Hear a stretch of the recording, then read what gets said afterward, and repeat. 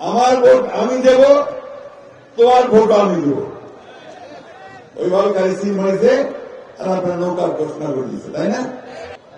দুর্ভাগ্য আমাদের আওয়ামী লীগের হাতে যখন দ্বিতীয়বার ক্ষমতা আসলো 2008 সালে 9 সালে, আবার শুরু হলো অত্যাচার নির্যাতন।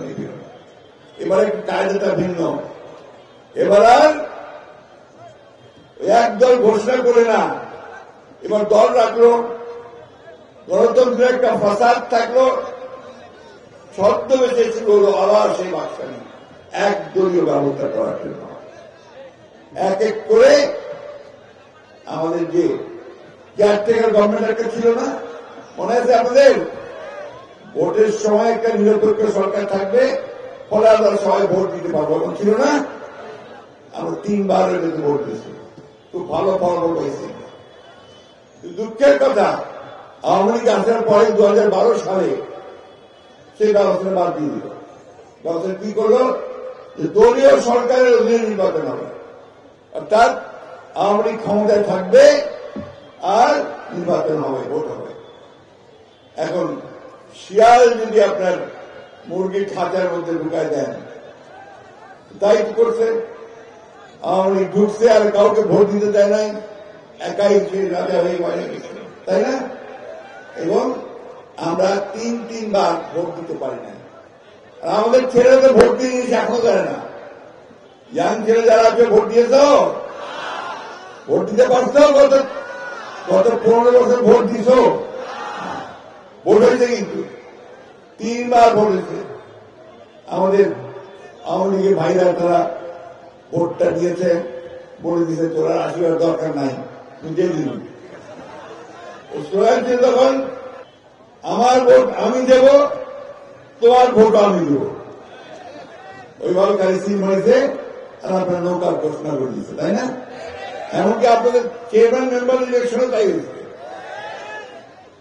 এই যে ভোট ব্যবস্থা শেষ করে দিল, মানুষ আর পছন্দ মতো ভোট দিতে পারল না, এটা আওয়ামী লীগ সরকার করছে। এটা একটা দিক, আমার ভোটের অধিকার কেড়ে নিল। দ্বিতীয় দিক কি? এই যে সাংবাদিক ভাইরা আছে, এখন দেখেন কতগুলা চ্যানেল, টিভি চ্যানেল দেখেন না?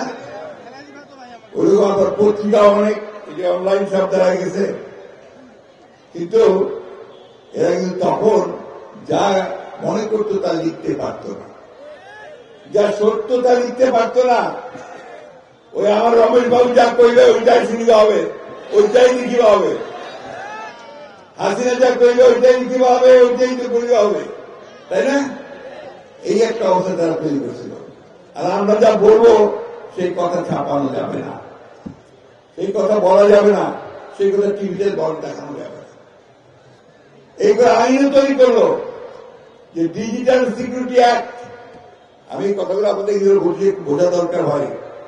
এখন একটা দাবি উঠছে না যে আমরা এই একাই সব করে ফেলছি, আর আমরা 15 বছর ধরে আমরা মাইর খেলাম, মামলা খেলাম, আপনার গায়েবী মামলা হলো, আমাদের বিরুদ্ধে মামলা এখনো আমাদের বহু ভাইকে আদালতে যেতে হয়, কোর্টে যেতে হয় না?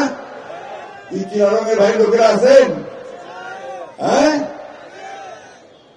যাওয়া হচ্ছে না, কোর্টে যাওয়া হচ্ছে না, হচ্ছে না? নাই কয় না কেন যাওয়া হচ্ছে? বন্ধুগণ, আপনারা শুধু না, আমাদের এই ঠাকুরগাঁ সদরে 7,000 আসামি আর 100-এর উপরে মামলা। আর সারা দেশে 60 লক্ষ মানুষের বিরুদ্ধে মামলা দিয়েছে আওয়ামী লীগ, 60 লক্ষ।